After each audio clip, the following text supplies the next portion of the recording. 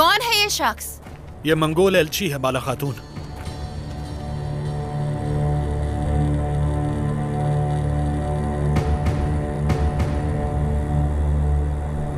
आने दे इसे।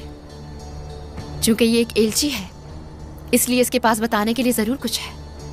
खातून की बात सुनो और जिंदगी बचाओ अपनी, वरना मैं तुम्हारी जान ले लूंगा। तुरान, आने दे।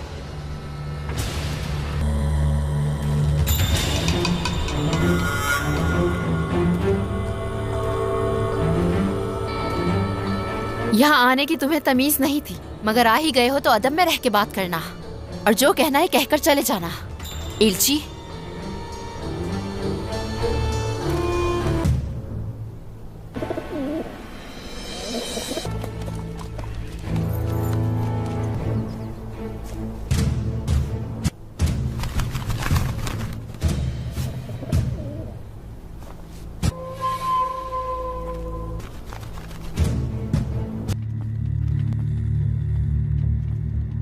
रसूल,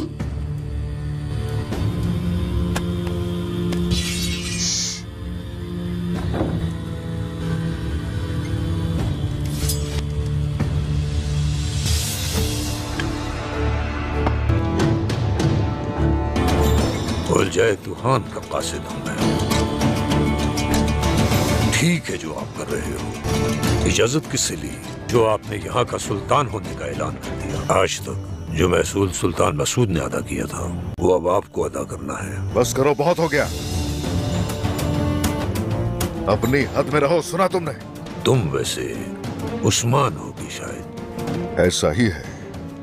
नाम से वाकिफ हो तो वजह शोहरत भी जानते होगे। जानता हूँ मैं, पर याद है ये हमें कैसे झुकाया तुमने हमारे कमांडरों को। बहुत अच्छा।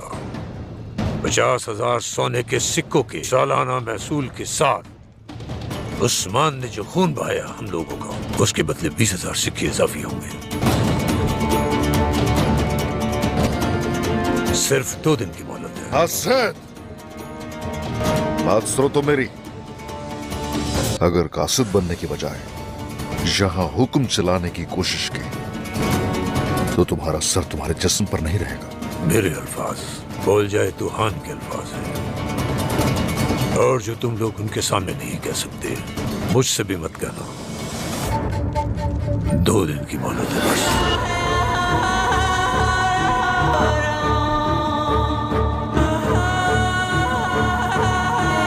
हर वो चीज जो तुम लोगों की है जब तक हम चाहेंगे आपकी रहेगी।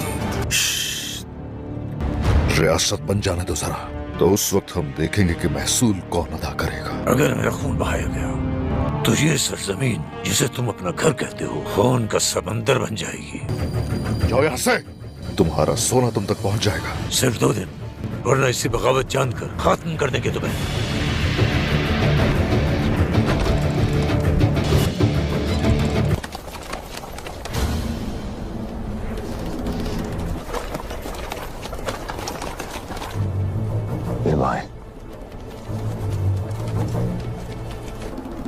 नहीं है।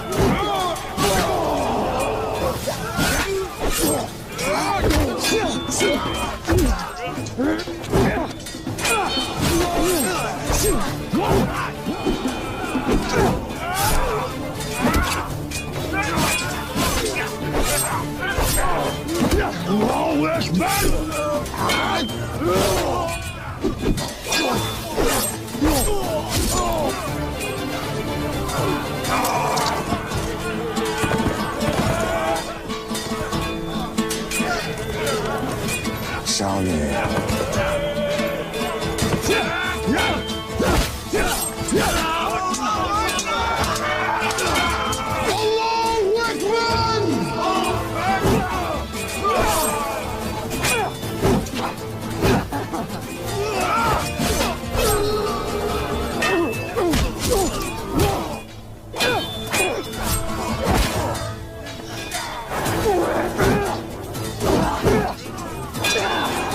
哎呀妈，小子，想下面。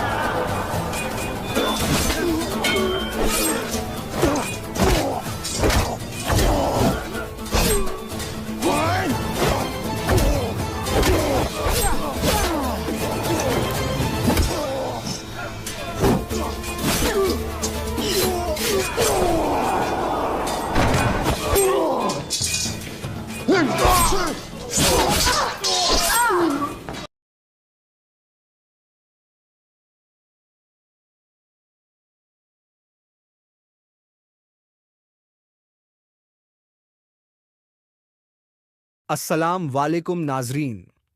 इस एपिसोड की शुरुआत में हम देखते हैं कि बालन को एक सैनिक द्वारा पकड़ा गया है और वह उसे लड़का मालिक के पास ले आता है। लड़का मालिक गुस्से में कहते हैं, मैंने सोचा था कि तुम इसे अपनी सजा दोगे। इस मंजर को देखकर सबीला का चेहरा चिंता में डूबा हुआ नजर आता है। खबर आदाब। दृश्य 1, बालन का सामना और इमा का गुस्सा। इस दृश्य की शुरुआत में इमा का गुस्सा देखने लायक है। जैसे ही वह बालन के करीब आता है, उसकी तलवार उसकी गर्दन पर चमकने लगती है। इमा कहता है, मैंने तुम्हें चेतावनी दी थी बालन। मैंने तुम्हें यूरोप जाकर जिंदा रहने का मौका दिया था, लेकिन तुमने मेरी बात की कद्र नहीं की। बालन शांत स्वर में जवाब देता है, हिसाब लेने में जल्दबाजी न करें। इमा उसके करीब झुककर कहता है, मुझे तुम्हें जन्नत में भेजने से कौन रोक सकता है? क्या तुम्हारे पास कोई आखिरी बात है? यह संवाद न केवल उनके रिश्ते की जटिलता को दर्शाता है, बल्कि इमा के गुस्से और बालन की चतुराई को भी उजागर करता है। दृश्य 2, फरमान का खुलासा। जैसे ही इमा बालन पर वार करने की तैयारी करता है, बालन अचानक सुल्तान नूरुद्दीन का फरमान पेश करता है। फरमान में लिखा है कि अगर मेरे या एलन के लोगों को कोई नुकसान पहुंचा तो यह सीधे युद्ध की घोषणा होगी। इस फरमान को देखकर इमा का चेहरा क्रोध से लाल हो जाता है। उसके हाथ में पकड़ी तलवार कांपने लगती है। सबीला और अन्य उपस्थित लोग इस घटना को देखकर हैरान रह जाते हैं। यह पल दर्शकों के लिए बहुत ही तनावपूर्ण होता है, क्योंकि यह स्पष्ट नहीं होता कि इमा इस फरमान को मानेंगे या नहीं। हान साहब।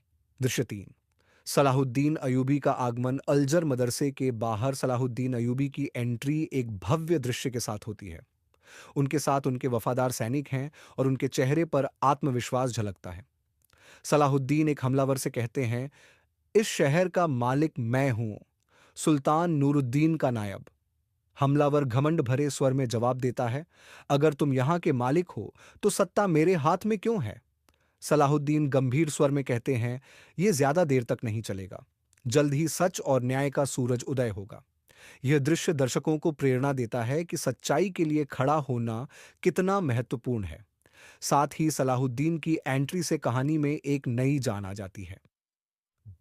दृश्य 4, बालन का स्पष्टीकरण। इमा बालन से कहता है, यह गद्दारी है और इसका अंजाम तुम खुद देखोगे।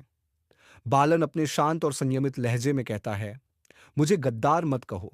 मेरे भाइयों ने मेरे अधिकार छीन लिए, मेरी जमीनों पर कब्जा किया और मेरे लोगों को भूखा मरने पर मजबूर किया। मैंने वही किया जो मुझे करना पड़ा। इस संवाद के दौरान चातलियोन बालन की ओर देखकर पूछता है, तुम उस गार्ड से कैसे बच निकले? बालन उत्तर देता है, जले हुए गन्ने के मालिक की तरह मैं हर मुश्किल से बच निकलता हूं, लेकिन मेरी सलाह है कि सुल्तान नूरुद्दीन पर ज्यादा भरोसा न करें। वह हर कदम पर अपनी शर्तें रखते हैं। दृश्य 5। मदरसे पर हमला। अचानक अल्जर मदरसे में एक हमलावर आग लगाने की कोशिश करता है। मदरसे में अफरा तफरी मच जाती है। सलाहुद्दीन और उनके सैनिक तुरंत हरकत में आते हैं। हमलावर बारूद को आग लगाने की कोशिश करता है, लेकिन सलाहुद्दीन की चुस्ती फुर्ती से समय पर आग बुझा दी जाती है। खलील, जो सलाहुद्दीन का खास सहयोगी है, हमलावर से भिड़ जाता है और अपनी तलवार से उसे पराजित कर देता है। अरगरा। दृश्य 6। खलीफा की साजिश। उधर खलीफा के सैनिक सलाहुद्दीन के आदमियों को पकड़कर कैरिक की ओर ले जाते हैं। खलीफा अपने दरबार में सलाहुद्दीन से कहता है, तुम्हारे इरादे मिस्र को तबाह कर सकते हैं। सलाहुद्दीन, जो अपने धैर्य के लिए जाने जाते हैं, जवाब देते हैं, जो आग तुम्हारे अंदर सुलग रही है वह तुम्हें हर ओर से घेर लेगी। मिस्र को तबाह करने का ख्वाब देखना छोड़ दो। दृश्य 7। करतक का पलायन। जंगल के गहरे अंधेरे में करतक खलीफा के सैनिकों से बचने की कोशिश करता है। वह अपनी चतुराई से एक योजना बनाता है। करतक जानता है कि उसका हर कदम उसे उसके साथियों के करीब या मौत के और करीब ले जा सकता है। इस दौरान अलबेस भी उसे बचाने के लिए समय पर पहुंच जाता है। उनकी यह भागम भाग कहानी में रोमांच और सस्पेंस का नया मोड़ जोड़ती है। हरुबान। दृश्य 8। कैरिक किले का मंजर। कैरिक किले में चात लियोन बंदी बनाए गए सैनिकों का मजाक उड़ाता है। वह कहता है, तुम्हारा स्वागत है, लेकिन यहां से जिंदा बचने की उम्मीद मत करना। दूसरी ओर सलाहुद्दीन के सिपाही कैरिक किले पर हमला करने की योजना बनाते हैं। इस योजना में उनकी रणनीति और साहस की झलक मिलती है। यह दृश्य दर्शकों को अपनी कुर्सी से बांध कर रखता है, क्योंकि हर पल कुछ नया होने की उम्मीद रहती है। रहा। दृश्य 9। मदद का आगमन। मदद कायरा शहर में पहुंचता है और कहता है, यहां हर तरफ जंग की खुशबू फैल गई है। लेकिन वह जल्द ही देखता है कि हालात उससे ज्यादा गंभीर हैं। सलाहुद्दीन अपने सिपाहियों को बचाने और दुश्मन को हराने के लिए पूरी तैयारी में जुट जाते हैं। सबक और विश्लेषण। इस कहानी से हमें सीखने को मिलता है कि संकट के समय धैर्य और बुद्धिमानी से काम लेना चाहिए। 1। नेतृत्व का महत्व। सलाहुद्दीन अयूबी जैसे नेता अपने लोगों के लिए हमेशा प्रेरणा होते हैं। 2। धैर्य और रणनीति। बालन और करतक की योजना और धैर्य से हमें सीखने को मिलता है कि कठिन समय में संयम और योजना ही सफलता दिला सकती है। 3। और सच्चाई और न्याय। सुल्तान नूरुद्दीन के फरमान से यह स्पष्ट होता है कि सच्चाई और न्याय के लिए लड़ना जरूरी है। साहस और आत्मविश्वास की भूमिका। सलाहुद्दीन अयूबी और उनके सैनिकों ने हर मुश्किल में अपने आत्मविश्वास को बनाए रखा। उन्होंने यह साबित किया कि जब आप अपने उद्देश्य पर अडिग होते हैं तो जीत आपकी ही होती है। सीख। आत्मविश्वास। अस्सलाम वालेकुम नाजरीन। इस एपिसोड की शुरुआत में हम देखते हैं कि बालन को एक सैनिक द्वारा पकड़ा गया है और वह उसे लड़का मालिक के पास ले आता है। लड़का मालिक गुस्से में कहते हैं, मैंने सोचा था कि तुम इसे अपनी सजा दोगे। इस मंजर को देखकर सबीला का चेहरा चिंता में डूबा हुआ नजर आता है। हबारादाब। दृश्य 1। बालन का सामना और इमा का गुस्सा। इस दृश्य की शुरुआत में इमा का गुस्सा देखने लायक है। जैसे ही वह बालन के करीब आता है, उसकी तलवार उसकी गर्दन पर चमकने लगती है। इमा कहता है, मैंने तुम्हें चेतावनी दी थी बालन। मैंने तुम्हें यूरोप जाकर जिंदा रहने का मौका दिया था, लेकिन तुमने मेरी बात की कद्र नहीं की। बालन शांत स्वर में जवाब देता है, हिसाब लेने में जल्दबाजी न करें। इमा उसके करीब झुककर कहता है, मुझे तुम्हें जन्नत में भेजने से कौन रोक सकता है? क्या तुम्हारे पास कोई आखिरी बात है? यह संवाद न केवल उनके रिश्ते की जटिलता को दर्शाता है, बल्कि इमा के गुस्से और बालन की चतुराई को भी उजागर करता है। दृश्य 2। फरमान का खुलासा। जैसे ही इमा बालन पर वार करने की तैयारी करता है, बालन अचानक सुल्तान नूरुद्दीन का फरमान पेश करता है।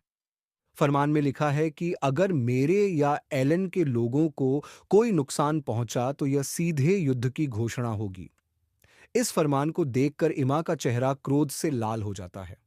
उसके हाथ में पकड़ी तलवार कांपने लगती है। सबीला और अन्य उपस्थित लोग इस घटना को देखकर हैरान रह जाते हैं।